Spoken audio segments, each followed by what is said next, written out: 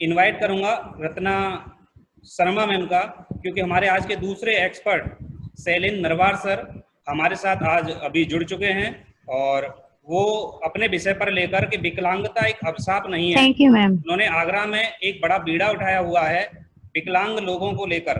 वो शिक्षक हैं, हमारे बेसिक से ही हैं। तो रत्ना शर्मा मैम, प्लीज अगर आप मुझे सुन रही हैं तो आप प्रोसीड करें।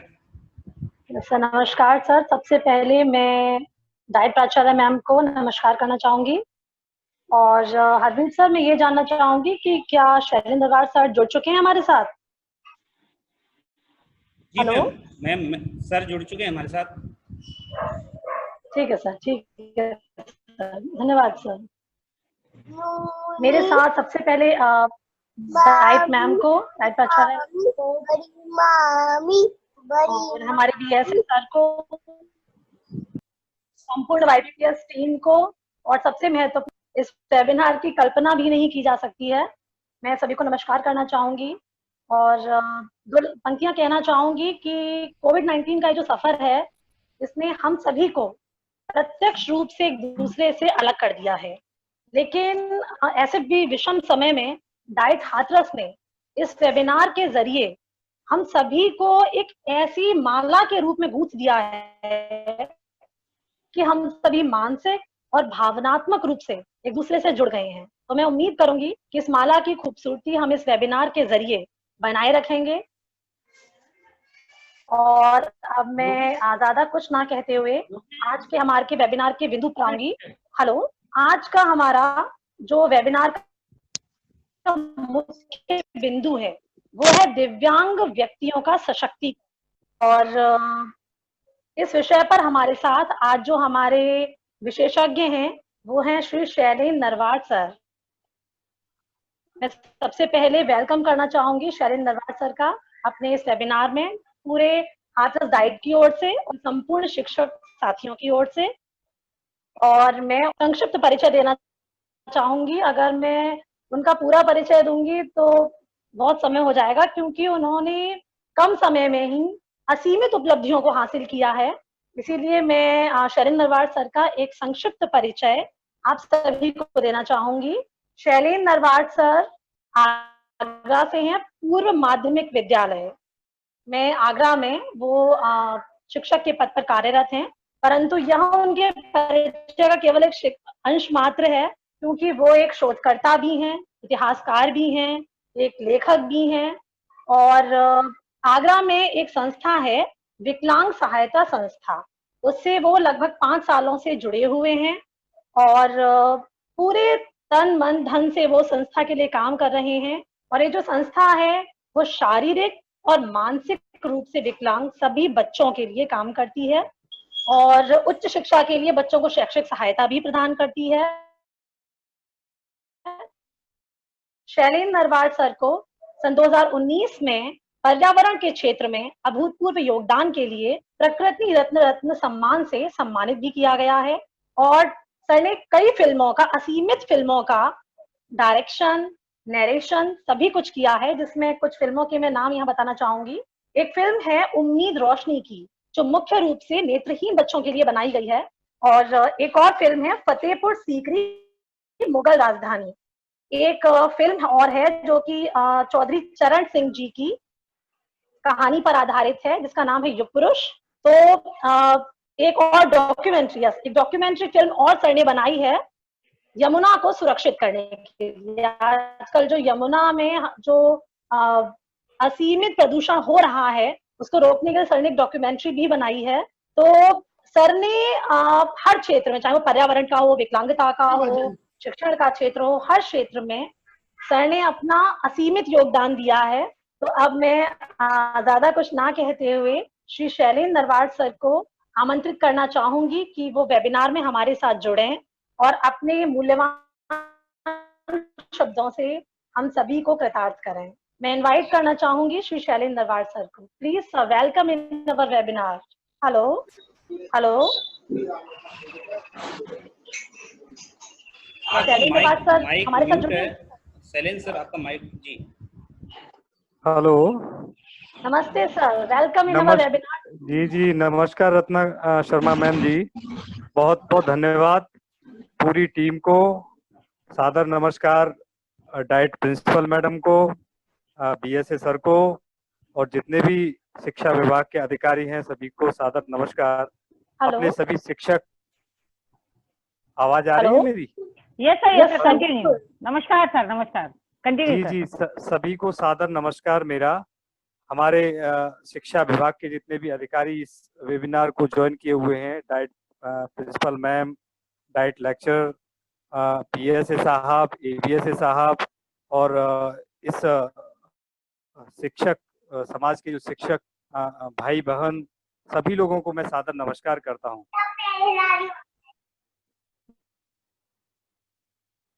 नमस्कार सर, आपका स्वागत है सर हमारे पूरे।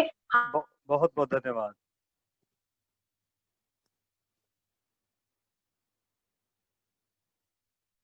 हेलो जी सर, आपकी आवाज आ रही है? हाँ, मुझे आवाज शायद जा रही है। यस सर, बोलिए सर, हम सभी आपको सुन पा रहे हैं। जी,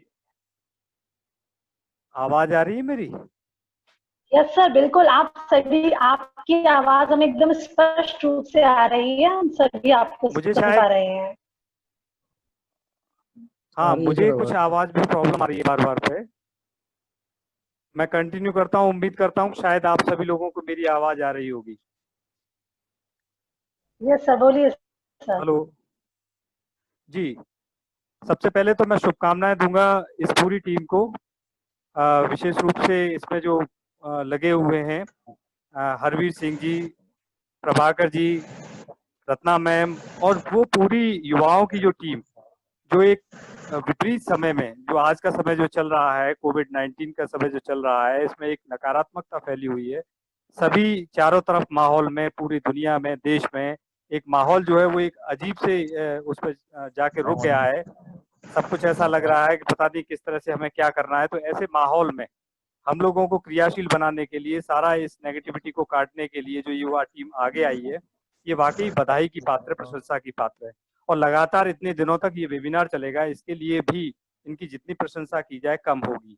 और निश्चित रूप से इसमें जो विभिन्न टॉपिक, इन्होंने जो एक सामयिक विषयों को चुना है, जो अलग अलग तरह के टॉपिक हैं, ये पूरे शिक्षक जगत को, शिक्षक समाज को एक सकारात्मक ऊर्जा प्रदान करेगा और उनमें एक आत्मविश्वास पैदा करेगा कि वो भी आगे आए और अपनी जो शैक्षिक गतिविधियां हैं उनको गुणवत्ता के साथ में निर्वहन करें, और साथ ही साथ जो सामाजिक दायित्व हैं उनमें भी वो अपने आप की सहभागिता करें।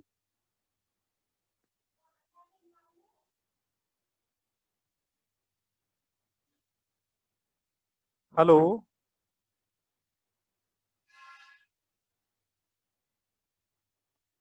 जी सर, हेलो आवाज आ रही है। जी सर। जी, अच्छा, सारे म्यूट किए हुए हैं क्या? मुझे किसी की आवाज नहीं आ रही है। मैंने सर सभी को म्यूट किया है, जिससे डिस्टरबेंस अच्छा, ना हो। जी। जी सर। तो मुझे जो विषय दिया गया इन विभिन्न विषयों में से, वो विषय है दिव्यांगता एक अभिशाप नहीं है। तो ये एक विषय विभिन्न विषयों में से है जो इस अलग अलग सत्र में जो वेबिनार चल रहे हैं, और मैं समझता हूँ ये बहुत ही एक इम्पोर्टेंट विषय है। और आज के समय में इस सोच को कि जो विकलांग है, विकलांग पहले कहा जाता था किसी प्रकार का अगर कोई शारीरिक या मानसिक कहीं किसी तरह से वो पूर्णता नहीं है तो उसको कहीं ना कहीं एक विकलांगता कहा जाता था। लेकिन माननीय प्रधानमंत्री मोदी जी ने इसको एक नया शब्द दिया, और मैं समझता हूँ ये शब्द कहीं ना कहीं उस जो उनकी एक उनके हमारे अनुसार जो एक कमी कह सकते हैं उसको, वो कमी नहीं होती है, बल्कि उनमें ईश्वर द्वारा प्रदत्त कुछ और एक एक्स्ट्रा फैक्टर होता है। तो उन्होंने एक नाम दिया इसको दिव्यांग और दिव्यांगता। तो ये जो विषय मुझे दिया गया कि दिव्यांगता एक अभिशाप नहीं है, तो मैं इस पर अपनी बात यही कहना चाहूंगा कि निश्चित रूप से हम सभी किसी भी स्तर पर शिक्षण कार्य कर रहे हों, वहाँ ये हमारी भूमिका और भी अधिक महत्वपूर्ण हो जाती है कि हम समाज में जो इस प्रकार के जो बच्चे हैं, जो किसी भी रूप में शारीरिक अथवा मानसिक रूप से दिव्यांग हैं, तो उनको समाज की मुख्य धारा में हम लाने में, उनका आत्मविश्वास ऊंचा रखने में हम अपनी महत्वपूर्ण भूमिका का निर्वहन करें।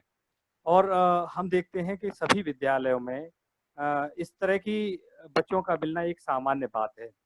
तो वो कौन सी ऐसी बातें हैं जिनको रख करके हम इनके जो उन्नति है, इनकी जो एक आत्मविश्वास है, उसको अन्य बच्चों की समान ही इनमें एक विश्वास जगाएं कि आप में कोई भी ऐसी बात नहीं है कि आप अपने आप को किसी ऐसी कमी से माने। तो उसके लिए ये बहुत जरूरी है कि हम लोग इनको कतई ये ना मान करके ट्रीट करें कि इनमें कोई एक विशेष कमी है, और अन्य बच्चों से भी कोई ऐसा बच्चा इनके साथ व्यवहार न करे कि भाई इसके, मान लीजिए ईश्वर ने अगर किसी को किसी तरह की कोई बीमारी से ग्रसित कोई बच्चा है और उसके किसी रूप में कोई भी शारीरिक अंग उस तरह से कार्य नहीं कर रहा जिस तरह से किसी सामान्य व्यक्ति का कार्य करता है, तो उसे अन्य उसके साथी किसी ऐसे नाम से, किसी ऐसे उससे संबोधित न करने लग जाए कि जिससे उसका आत्मविश्वास है वो निरंतर नीचे जाता रहे, और वो फिर अपने आप को समाज में कहीं ऐसा न मान बैठे कि भाई मुझे तो कहीं ना कहीं जो सामान्य कार्य हैं उनको मैं नहीं कर सकता हूँ, जो मुझे सामान्य उपलब्धियां जो और लोग हासिल कर सकते हैं मैं उनको हासिल नहीं कर सकता हूँ, ऐसी कहीं भावना उसके अंदर ना आ जाए। तो शिक्षकों का दायित्व ये बहुत महत्वपूर्ण हो जाता है कि ऐसे बच्चों को पूरी तरह से उनसे एक निरंतर रूप से संवाद रखें, और अगर वो शारीरिक रूप से किसी तरह से कोई अंग उसका सामान्य नहीं है, मान लीजिए हाथ है या पैर है, कोई इस प्रकार का है, तो उसमें तो फिर इतनी बड़ी बात नहीं रहती है। उसको चूंकि मानसिक स्तर अपना उसका एक और अच्छी तरह से कार्य कर रहा होता है, तो हमें उसको बस इतनी चीजों को ध्यान में रख करके कि कोई और बच्चे या किसी जाने अनजाने में बच्चों का व्यवहार उसके साथ इस प्रकार का ना हो कि जिससे कि वो अपना किसी हीन भावना या कहीं किसी उसमें जाए। और मान लीजिए कुछ ऐसे बच्चे हैं जो मानसिक रूप से सामान्य की तरह से व्यवहार नहीं कर पाते हैं, तो शिक्षकों को ये बहुत जरूरी है कि वो उनके साथ में निरंतर संवाद करें, उनसे अपनत्वपूर्ण बात करें। हो सकता है कि उनके अंदर कोई और ऐसी क्षमता हो, ऐसी कोई और प्रतिभा हो, किसी और क्षेत्र के अंदर उनके अंदर प्रतिभा हो, तो उसको प्रतिभा को निखार करके समझने की कोशिश करनी चाहिए कि ये बच्चा किस क्षेत्र में और अच्छा योगदान दे सकता हो सकता है वो पेंटिंग अच्छी बनाता हो सकता है वो ड्राइंग अच्छी बनाता हो सकता है कि किसी प्रकार का क्राफ्ट का कार्य अच्छा करता हो। तो इस बात का भी ध्यान साथ ही साथ रखें कि उसकी पढ़ाई के साथ अगर उसकी कोई एक अभिरुचि किसी क्षेत्र में है तो उसको भी उभारना बहुत जरूरी है। तो ये बेसिक चीजें जो हैं, और हर बार एक बात का जरूर ध्यान रखना है कि वो समाज से किसी भी रूप में अलग नहीं है। उनका जो आत्मविश्वास है वो हमें इस बात का, हम स्वयं को भी इस बात को विश्वास करना होगा कि वो कहीं ना कहीं सामान्य बच्चों से भी और अच्छी तरह से कार्य कर सकते हैं। उनकी जो एकाग्रता होती है, उनकी जो कंसंट्रेशन होती है, वो सामान्य बच्चों से भी कहीं अधिक होती है। आप सभी ने कहीं ना कहीं अगर आपके आसपास या विद्यालय के परिवेश में अगर ऐसा कोई बच्चा अगर है तो आपने नोटिस किया होगा कि वो अन्य बच्चों की अपेक्षा कहीं ना कहीं एकाग्रता के साथ अपना कार्य और भी महत्वपूर्ण तरीके से कर सकता है।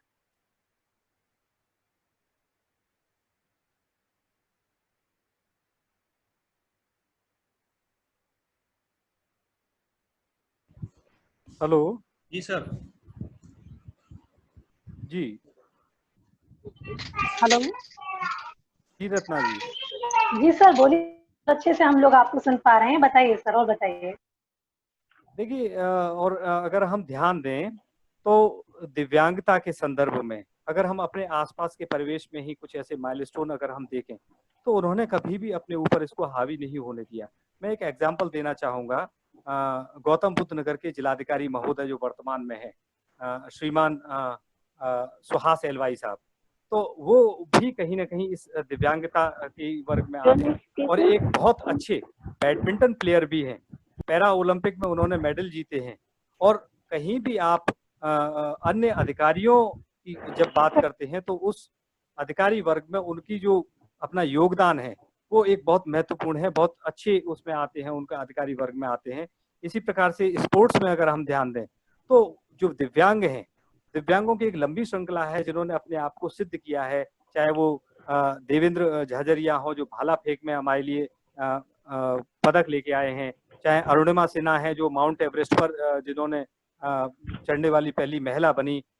बहुत सारे क्षेत्र में, किसी भी क्षेत्र में आसपास आप निगाह उठा करके देखिए, अंतर्राष्ट्रीय स्तर पर अगर आप देखें तो स्टीफन हॉकिंग का आपको ध्यान आता होगा, जो चेयर पर बैठे हुए विशेष मुद्रा में ही आपको नजर आते थे। अभी कुछ समय पहले उनका हालांकि देहांत हो गया, उसके बावजूद भी उनका जो योगदान विज्ञान के क्षेत्र में रहा वो उसे कोई नहीं भुला सका है।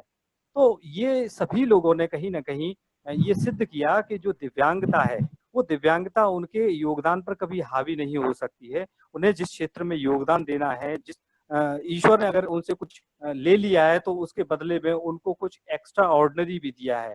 और वो एक्स्ट्रा ऑर्डिनरी क्या है, उसमें हम लोगों की यानी शिक्षकों की जो भूमिका है वो कहीं मैं समझता हूँ बहुत बहुत अधिक बढ़ जाती है। हम ही वो लोग हैं जो उनके अंदर इस उनकी प्रतिभा को पहचान सकते हैं और उनके अंदर ये आत्मविश्वास डाल सकते हैं, तो इस क्षेत्र में बहुत अच्छा कार्य कर सकते हैं। तो ये हम लोगों का दायित्व तो बहुत अधिक है कि ऐसे बच्चों के साथ में हम अधिक से अधिक इंटेलेक्ट हों। उनको अगर हमें अतिरिक्त समय देना है तो हमें अतिरिक्त समय दें, उन पर हमारा विशेष फोकस हो। और विश्वास जानिए कि जब हम थोड़ा सा भी उनके साथ मेहनत करेंगे और उनके जीवन अगर ये उन्होंने अपने जीवन को बनाया तो वो इस शिक्षक को कभी नहीं भूलेंगे और वो उसका योगदान में वो शिक्षक खुद ब खुद जुड़ जाएंगे।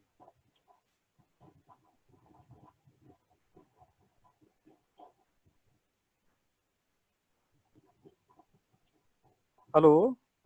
Yes sir, continue sir. जी, हम आपको सुन अभी पा रहे आपने हैं एक सर। जी सर। अभी आपने एक जिक्र किया था एक फिल्म का, एक उम्मीद रोशनी की। ये बेसिकली एक डॉक्यूमेंट्री फिल्म है, मैं उसके बारे में दो शब्द बताना चाहूंगा। और जो आगरा में सूरपुटी कीठम झील है, वहीं पर एक अंध विद्यालय है, नेत्रहीनों का विद्यालय है सूरपुटी। तो चूंकि मैं मेरा जो पैतृक गांव है उसके पास ही पड़ता है, तो बचपन से हम जाते आते रहे, हमने उस विद्यालय को बहुत नजदीक से देखा। उसके बाद एक वेदना रहती थी कि कहीं न कहीं इनके दर्द को किस तरह से लोगों के सामने लाया जाए। इनकी वेदना है कहीं न कहीं, तो जो लोगों की सोच है उसमें कहीं न कहीं हम एक सकारात्मकता के साथ परिवर्तन लाएं। और वो बच्चे जिनको आई डोनेशन के माध्यम से अगर रोशनी मिल सकती है तो क्यों ना हम इस दिशा में कार्य करें। तो मैं वहां गया और मैंने उन बच्चों के ऊपर उस फिल्म को बनाया, एक उम्मीद रोशनी की। और उसमें मैंने उन बच्चों से जो उनकी अपनी अंतर्मन की क्या भावनाएं हैं, वो समाज उनके साथ किस प्रकार का व्यवहार करता है, वो आखिरकार वो नेत्रहीन उनको कैसा लगता है और वो क्या उनकी अभिलाषाएं हैं जो इस जीवन में वो पूरा करना चाहते हैं। तो बहुत छोटी-छोटी सी बातें उन्होंने मुझसे शेयर की उस फ़िल्म में। मैं चाहूँगा अगर संभव हो तो उस फ़िल्म को भी आप ज़रूर चलाएँ इसमें। तो जी उन्होंने सर। बहुत छोटी-छोटी सी बातें शेयर की उसमें। एक बच्चा कह रहा है कि भाई हम भी देखना चाहते हैं कि झरनों से कैसे पानी गिरता है। हम देखना चाहते हैं कि मोर जब नाचता है तो वो कैसा लगता है। हरियाली है तो वो कैसी लगती है। तो वो उनकी जो वेदना है, ऐसा लगता है कि देखिए ईश्वर ने कहीं न कहीं इनके साथ में एक बहुत महत्वपूर्ण चीज़ थी, जो नेत्र हैं, वो इनके साथ नहीं है। और बिना नेत्र के अगर 2 मिनट के भी लिए हम अगर अपनी आँखों पे अगर पट्टी बाँध लें और हम उस एहसास को करें, तो हमें महसूस हो जाएगा कि वाक़ई हमारी आँखों की जो इम्पोर्टेंस है वो कितनी अधिक है होती है। तो ये इस फ़िल्म में ये सारी बातें की गई और इस फ़िल्म में एक वेदना भी है। मैंने जब उनसे पूछा, उनसे जानना चाहा कि लोगों का कैसा व्यवहार रहता है, तो कुछ बच्चों ने मुझे दर्दपूर्वक बताया कि कोई-कोई लोग उनके साथ अच्छा व्यवहार भी नहीं करते हैं। और वो व्यवहार जो होता है वो उनका कष्टदायक होता है, कोई उनको धक्का भी दे जाता है, उनके कोई उनको परेशान करके कहीं रोड पे कहीं छोड़ जाता है। तो ये उन्होंने प्रैक्टिकली बातें इसमें कहीं, तो वो फ़िल्म फिर काफ़ी लोगों ने उसको आगे तक सराहा, कई मंचों पर वो फ़िल्म प्रसारित भी हुई, चली भी। तो मैं चाहता हूँ अगर आप 2 मिनट फ़िल्म को, शायद 3-4 मिनट की है, तो आप लोग इसे देखें फिर हम आगे करते हैं कंटिन्यू। जी, हरवीर जी।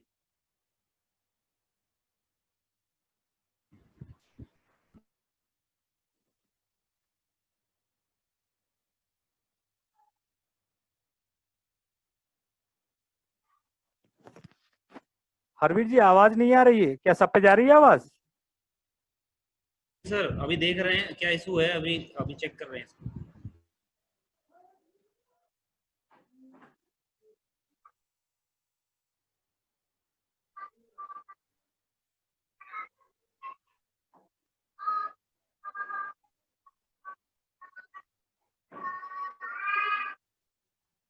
सर आवाज नहीं आ रही है। यस सर, वर्क चल रहा है, देख रही हैं, जो टेक्निकल इशू है उसे सॉर्ट आउट किया जा रहा है। थोड़ी देर में आपको आवाज भी सुनाई दे जाएगी, थोड़ा सा वेट कीजिए।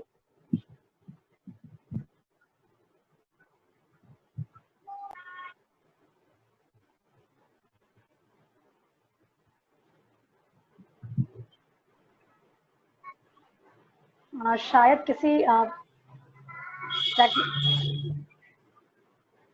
हेलो सर कुछ टेक्निकल इशू है, आवाज जो है अभी नहीं आ रही है, तो उसको चेक कर ठीक रहे है, हैं हम लोग। आप चाहें तो सर चला दीजिए, मैं बता देती हूँ उसके बारे में। आप चाहें तो लोग देख तो लेंगे, आप चाहें तो चला दीजिए।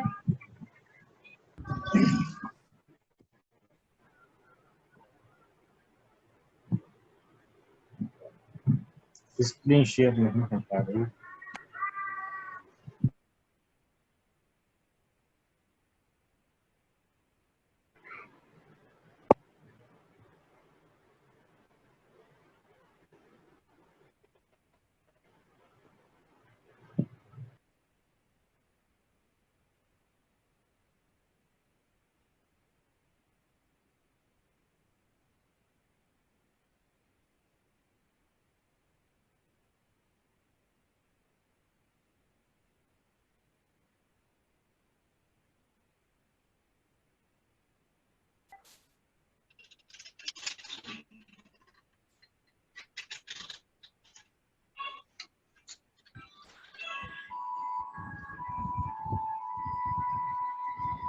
हाँ अभी आ रही है।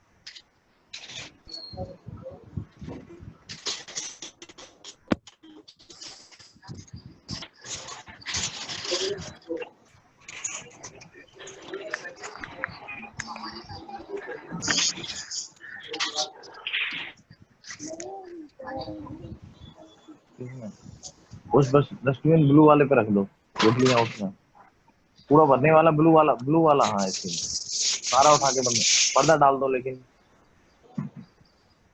और पानी लेके आओ डिब्बे में।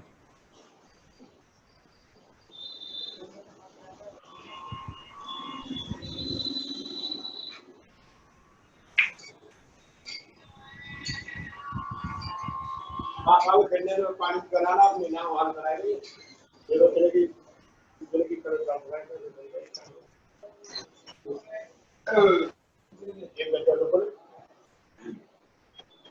पूरे डक्कर का पर्दा नीचे तो हेलमेट नहीं आना चाहिए।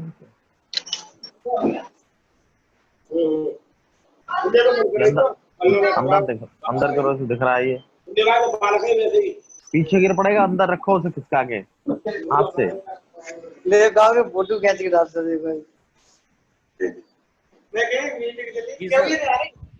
फोटो खींच के डाल दे मास्ता लगी रहा। मैं अपने सभी शिक्षक साथियों से अनुरोध करना चाहूंगी, किसी का माइक अनावश्यक रूप से ऑन हो, कृपया अपना माइक ऑफ कर लें ताकि हम सभी शैलेन सर को अच्छे से सुन पाए।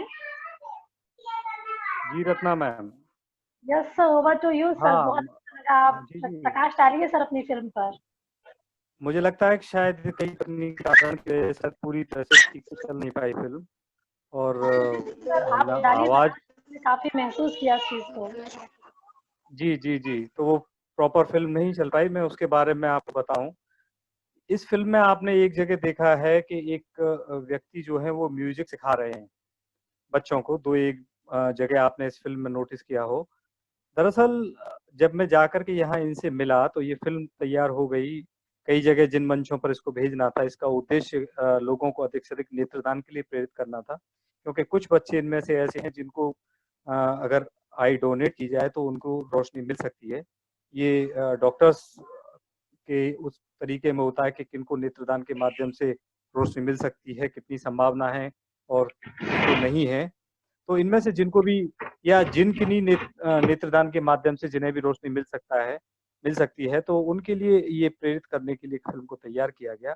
उसके बाद इसमें आपने एक व्यक्ति देखे हैं जो म्यूजिक सिखा रहे हैं, तो वो डॉक्टर सदानंद ब्रह्मभट्ट हैं।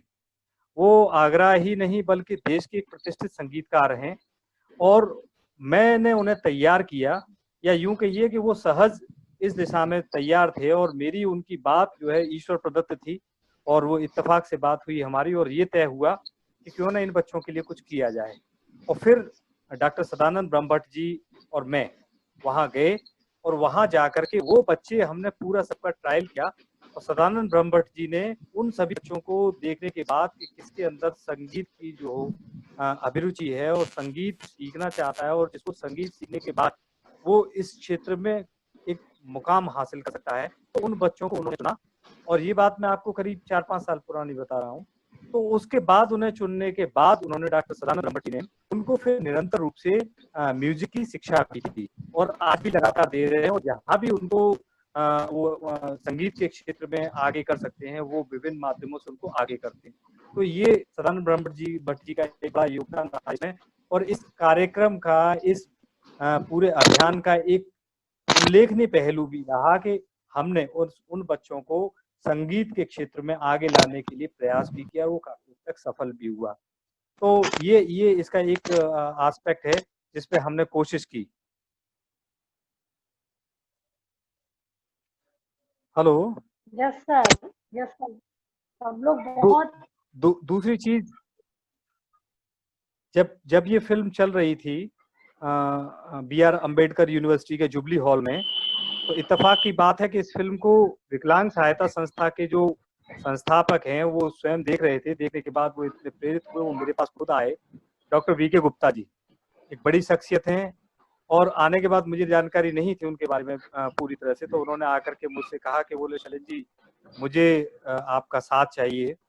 तो मैंने कहा ठीक है, आप अपना परिचय बताएं। तब बताया उन्होंने कि मैं डॉक्टर VK गुप्ता हूँ, और विकलांग सहायता संस्था के माध्यम से दिव्यांगों के लिए कुछ करने का प्रयास करती है संस्था। फिर बाद में मुझे एहसास हुआ और मुझे पता लगा कि ये तो एक बहुत बड़ी संस्था है, और विगत मेरा जब जन्म नहीं हुआ था उससे पूर्व से संस्था कार्य कर रही है। और वो शख्स जो मेरे पास आकर के वो ये कह रहे कि हमें आपका साथ चाहिए, वो अपने आप में एक विराट व्यक्ति हैं। और उन्होंने मुझसे आकर के ये चीज कही, ये बात में मुझे एहसास हुआ कि वो शख्स एक सामान्य से जो बैठे हुए थे पीछे की पंक्ति में और आकर के मुझसे ये कह रहे हैं कि शैलेंद्र जी मुझे आपका साथ चाहिए, तो ये बड़ी बात है। फिर उसके बाद मैं उनके साथ जुड़ा डॉक्टर वी के गुप्ता जी के साथ में। और विकलांग सहायता संस्था वो ऐसे बच्चे जो हायर एजुकेशन में किसी भी रूप में उनको आर्थिक रूप से संस्था मजबूत कर सकती है ताकि वो पढ़ सकें, तो विकलांग सहायता संस्था उनको एक पूरे देश भर से उन दिव्यांगों को उनकी एकेडमिक स्कॉलरशिप देती है। साथ ही विकलांग सहायता संस्था के माध्यम से जो विभिन्न कैंप लगाए जाते हैं और उन कैंपों में ऐसे कोई भी न सिर्फ छात्र बल्कि किसी भी आयु वर्ग के हों जिनको किसी भी प्रकार की डिसेबिलिटी है, चाहे वो शारीरिक रूप में किसी भी तरह से, अगर उन्हें सुनने में कोई दिक्कत है या उन्हें हाथ पैर किसी रूप में इस तरह की दिव्यांगता है, तो उनको जो भी ऐसे उपकरण हैं जो उनकी इसमें उनको सुविधा कर सकते हैं, तो उनको भी उपलब्ध कराने के लिए विभिन्न प्रकार के कैंप लगाती है संस्था। और निश्चित रूप से उनके लिए उनको समाज की मुख्य धारा में लाने के लिए काउंसलिंग भी करती है और विभिन्न माध्यमों से। तो ये एक बड़ी बात है कि धीरे धीरे अपने शैक्षिक दायित्व का निर्वहन करते हुए सामाजिक दायित्वों का निर्वहन करने का भी ईश्वर मुझे अवसर देता है। और मैं उम्मीद करता हूं अपने अन्य शिक्षक साथियों से भी कि वो अपने शैक्षिक दायित्वों को निर्वहन करने के बाद जब भी उनके पास समय मिले तो अपने समाज के लिए, पर्यावरण के लिए या विभिन्न क्षेत्रों में जहां भी आपकी आवश्यकता है, क्योंकि आप समाज को बहुत कुछ दे सकते हैं, तो आप अपने आप को, अपने आत्मविश्वास को किसी एक वर्ग तक सीमित न रख करके जहां भी आपकी अभिरुचि है उस अभिरुचि को एक सकारात्मकता के साथ वहां भी योगदान दीजिए, चाहे वो दिव्यांगता के क्षेत्र में हो, चाहे वो एनवायरनमेंट के क्षेत्र में हो, चाहे किसी भी क्षेत्र में हो, तो वो भी एक बहुत महत्वपूर्ण है कि आप जब अन्य क्षेत्रों में भी अपना अच्छा योगदान देंगे तो उसका प्रभाव आपके अपने खुद के स्टूडेंट्स पे भी पड़ेगा, आपके व्यक्तित्व में एक निखार भी आएगा। और वो उस व्यक्तित्व के साथ जब आप अपने बच्चों के साथ इंटरेक्ट होंगे तो निश्चित रूप से आप अपने बच्चों को और अच्छा प्रभावी शिक्षण भी दे पाएंगे।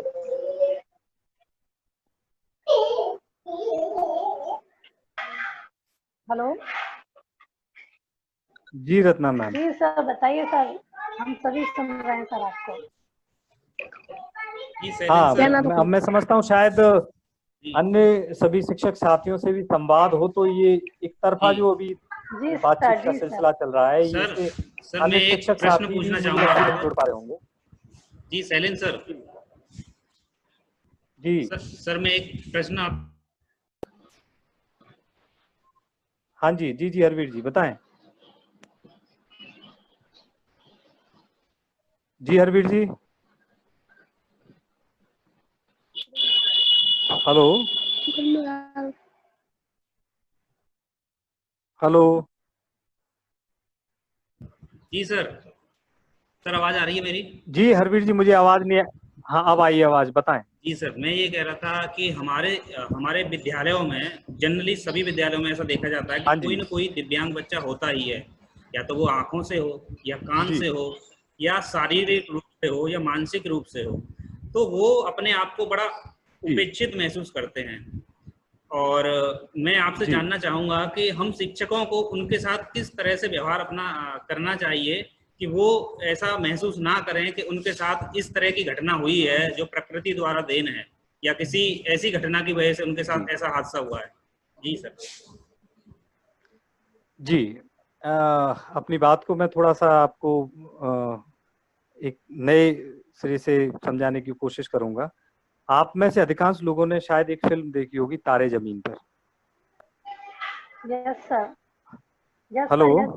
तारे जमीन पर आप में से अधिकांश लोगों ने फिल्म देखी होगी। वो फिल्म जो है कहीं ना कहीं एक शिक्षक और छात्र इसके संबंध के ऊपर ही आधारित एक फिल्म है, और उस फिल्म में जितनी खूबसूरती के साथ उस संबंध को दिखाया गया है, तो वो बच्चा अपने आप को वो भी उपेक्षित समझ रहा है, वो बच्चा भी अपने आप को उपेक्षित समझ रहा है, और वो उस स्कूल में अपना तारतम्य नहीं बिठा पाता है, और न गार्जियन समझ पाते हैं, उसके माता पिता समझ पाते हैं, न वहाँ के शिक्षक समझ पाते हैं, न उसके परिवार के लोग समझ पाते हैं, और वो अपने हिसाब से उस बच्चे को ट्रीट कर रहे होते हैं, और बच्चा किसी एक अंतर्द्वंद में फंसा होता है, या उसकी अभिरुचि का डायरेक्शन कुछ और होता है। बेसिकली यहाँ जो दायित्व है वो शिक्षक का ही, कि आखिरकार वो उसका रुझान किस तरफ है, उसकी अभिरुचि क्या है। दो चीजें हो सकती हैं। पहली चीज तो प्रदत्त उस माहौल में है। पहले तो ये देखना है कि वो उस माहौल से कहीं कोई ऐसी चीज तो नहीं आ रही है जो उसके कॉन्फिडेंस को कहीं कमजोर कर रही है। वो चाहे उसकी क्लास के परिवेश से हो, उसके सहपाठियों के माध्यम से हो, या किसी भी रूप में उसके परिवार से हो, या परिवार के आसपास से हो। तो अगर कोई इस प्रकार का कोई कारण है जो उसके कॉन्फिडेंस को कमजोर कर रहा है, जो अगर बच्चों के माध्यम से है, तो वहां हमें देखना होगा कि कहीं उसके बच्चे उसको किसी इस प्रकार से तो नहीं बना रखा है कि ये तो सामान्य बच्चा नहीं है, और वो उसी से व्यवहार भी करते हैं। तो हमें इस चीज को बहुत ही केयरफुली वॉच करना होगा कि उसके सहपाठियों का उसके साथ किस प्रकार का रोल है। और हमें जब हम अपना शिक्षण कार्य कर रहे हैं, तब हमें इस बात को बार बार उन बच्चों को ये समझाना होगा कि इस प्रकार की अगर किसी के संग कोई दिक्कत है, तो वो उसके द्वारा कमाई हुई नहीं है, उसके द्वारा उपार्जित नहीं है, वो उसने उसमें अपना अर्जन नहीं किया है। ये तो ईश्वर प्रदत्त या कोई एक्सीडेंटल कोई ऐसी बात रही जिसके चलते हुए किसी भी व्यक्ति के साथ ऐसी कोई घटना हो सकती है, अगर कोई शारीरिक दिव्यांगता है। तो हमें सिर्फ इतनी सी बात बतानी है कि अगर ये हो गया है तो ये किसी के साथ भी हो सकता है, किसी के परिवार में भी हो सकता है। ये एक सामान्य सी चीज है, इसको किसी भी रूप में बच्चे को लेकर के इसको उपेक्षा का भाव नहीं लेके आना है। हम अपने व्यवहार से, अपनी बातों से इस माहौल को हम काट सकते हैं, और ऐसे एग्जाम्पल्स उनको हम सामने रख सकते हैं जिन्होंने विभिन्न क्षेत्रों में इस प्रकार की दिव्यांगता होते हुए भी अपने कीर्तिमान स्थापित किए हैं। तो उन बच्चों को भी इस बात को समझने में आसानी होगी, और वो उस बच्चे के साथ में एक अच्छा व्यवहार करने लगेंगे, और हम स्वयं उसके साथ अच्छा व्यवहार करें, उसको कुछ अतिरिक्त समय दें, उस पर ध्यान दें। अगर ये उसके आसपास के माहौल से जुड़ी हुई बात है तो उसके गार्जियंस को बुला करके समझने की कोशिश करनी होगी कि आखिर कारण क्या है। और अगर मान लीजिए इनमें से कोई कारण नहीं है, और कोई कारण इस प्रकार का है कि मान लीजिए उसकी अभिरुचि टीचिंग के साथ साथ, पढ़ने के साथ साथ, स्टडी के साथ साथ किसी और क्षेत्र में है, ड्राइंग में है, पेंटिंग में है, क्राफ्ट में है, तो फिर क्यों ना उसको पढ़ाई के साथ साथ उसकी अभिरुचि को और भी निखारने की कोशिश करें, ताकि वो अपने शिक्षण को एंजॉय करे, अपने कार्य को एंजॉय करे। क्योंकि इन क्षेत्रों में भी, चाहे वो पेंटिंग का क्षेत्र है, चाहे वो ड्राइंग का क्षेत्र है, चाहे किसी और क्षेत्र है, कला का क्षेत्र है, अभिनय का क्षेत्र है, या खेल कूद का क्षेत्र है, इन क्षेत्रों में भी विभिन्न प्रतिभाएं निकल के आती हैं। इन क्षेत्रों में भी प्रतिभाओं की आवश्यकता है। अब जिस क्षेत्र में जो अच्छा कार्य कर सकता है, अगर उसको उसी क्षेत्र में इंस्पायर किया जाए तो उसकी उपलब्धि अच्छी हो सकती है, बजाय उसके ऊपर अपनी किसी अभिरुचि को थोपने के। तो हम लोगों को इन छोटी छोटी बातों को ध्यान में रख करके उस नकारात्मक माहौल को हम काट सकते Yes, sir. Sir ma'am, Yes, sir. मैं रिक्वेस्ट करूंगा कि मैं एक सर के सामने एक प्रश्न रखना चाहता हूं, और थोड़ा अपना जो मेरा अनुभव है उसे भी शेयर करना चाहता हूं। तो मुझे जो Yes, sir, बिल्कुल। परेशानियां आई तो उससे रिलेटेड सर उसका समाधान करेंगे। तो मैं मोहित जी कुमार, प्रधान जी अध्यापक, जी मोदी प्राथमिक विद्यालय बुर्जुबाजी हाथरस। सर मैं आपसे पूछना चाहता हूं कि जैसे हमारे विद्यालय जो भी है, प्राथमिक विद्यालय स्पेशली, ये पूरे डेडिकेटेड तो है नहीं। दिव्यांगता या इस टाइप से कोई CWSN स्टूडेंट्स होते हैं उनके लिए।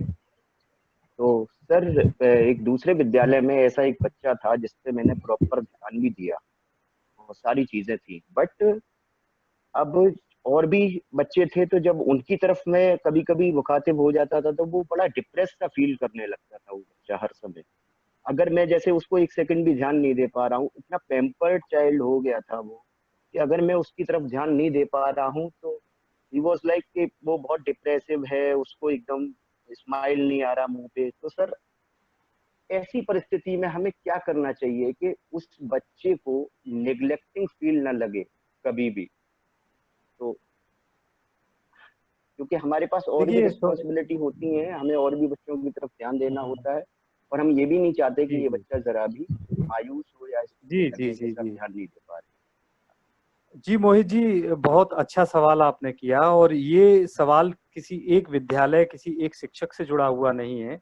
बल्कि एक सामान्य सवाल है और जिसका जवाब हर शिक्षक कहीं ना कहीं ढूंढना चाहता है, क्योंकि किसी भी ऐसे व्यक्ति, ऐसे शख्स जिसको कि थोड़ी सी सिंपैथी, कहीं ना कहीं थोड़ा सा एक उसके उत्साह को बढ़ाने वाला, सपोर्ट करने वाला मिल जाए, तो ऐसे बच्चों को तो कहीं ना कहीं और भी अधिक आवश्यकता होती है कि जो उनके साथ में इस बात को कहे, उनके साथ में इस बात को, उनके विश्वास को जगाए कि नहीं वो सामान्य हैं और वो भी अच्छा कर सकते हैं।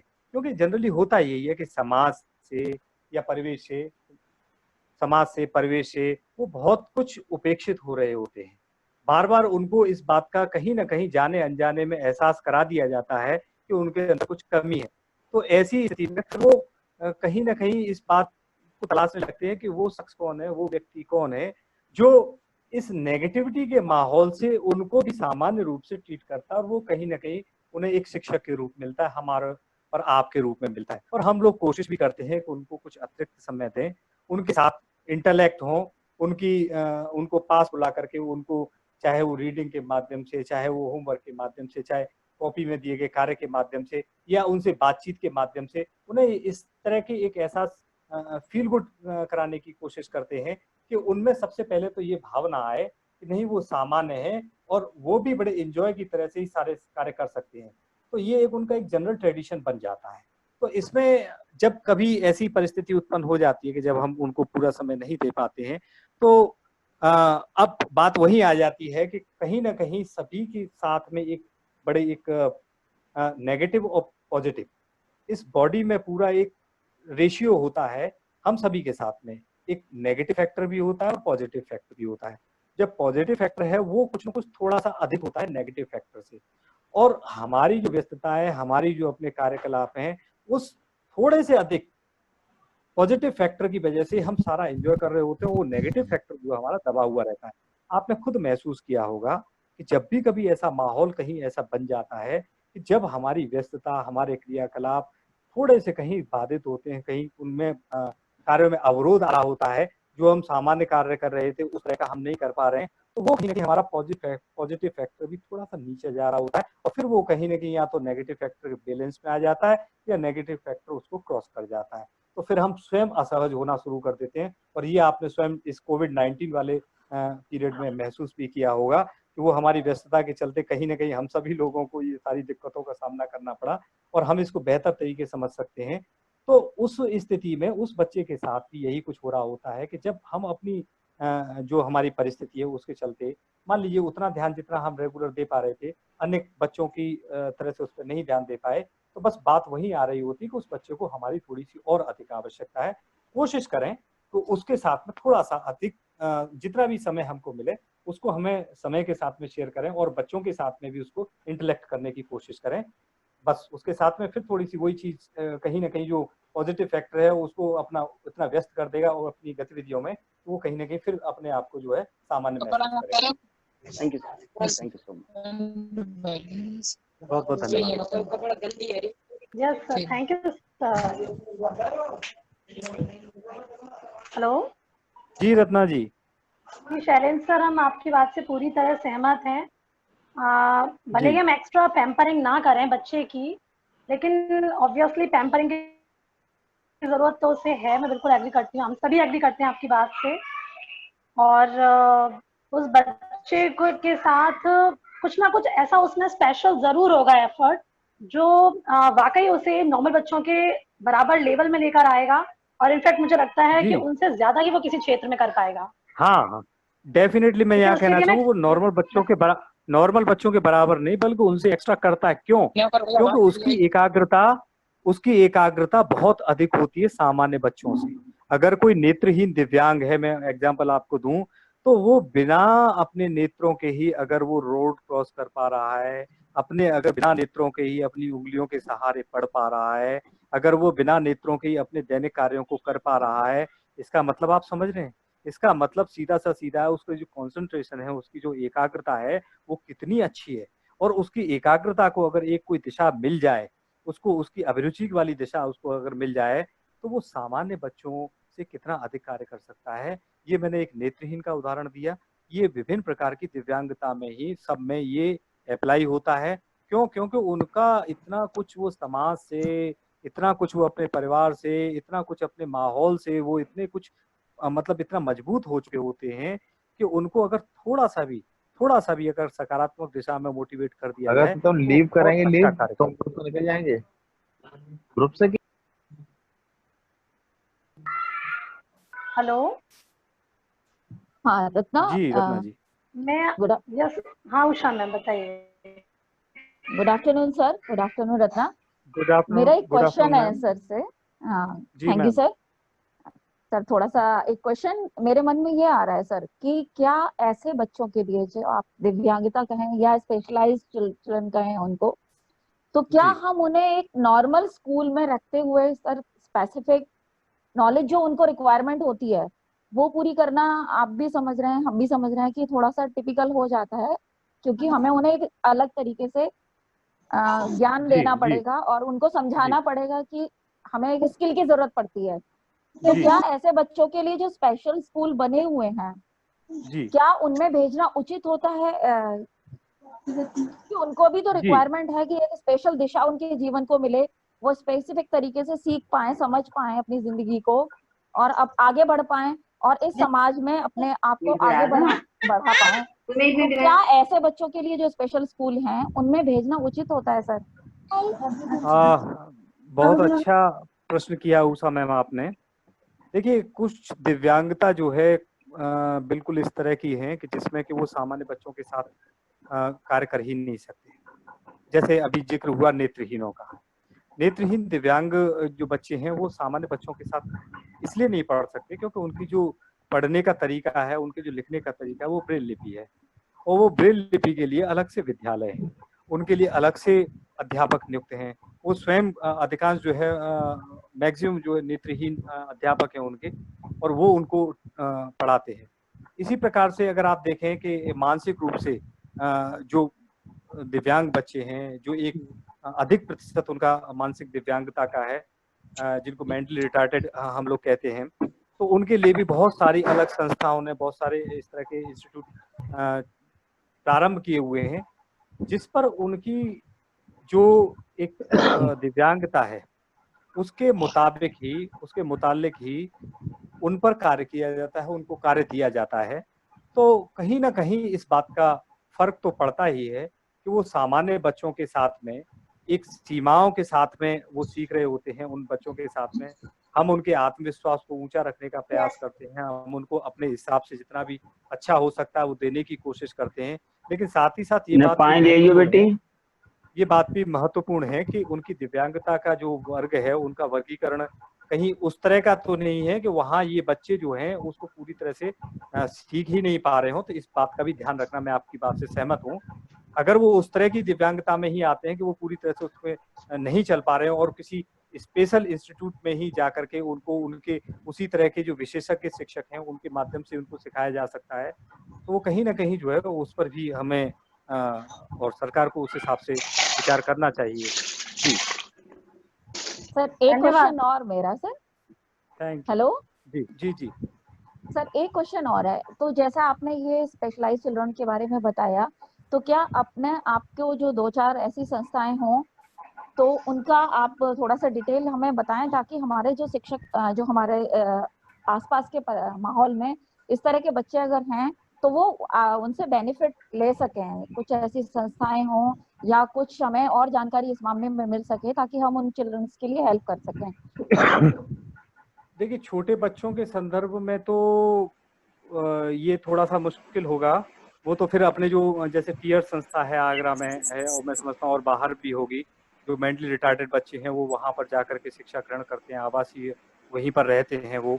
अगर वो नेत्रहीन है तो आगरा में जैसे सूर्यकुटी का अंध विद्यालय हमने बताया कि वो वहाँ पर बच्चे वहाँ पर शिक्षा ग्रहण करते हैं। तो इस प्रकार के और ये छोटे बच्चों में इस तरह से यहाँ इनमें जो शिक्षा दी जाती है।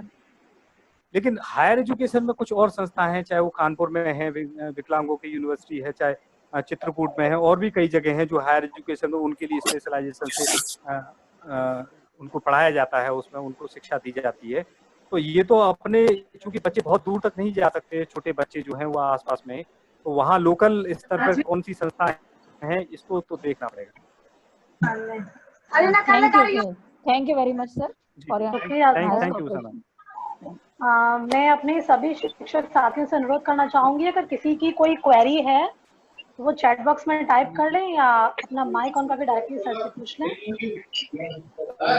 हेलो जी Ratna ma'am, yes Harveer sir.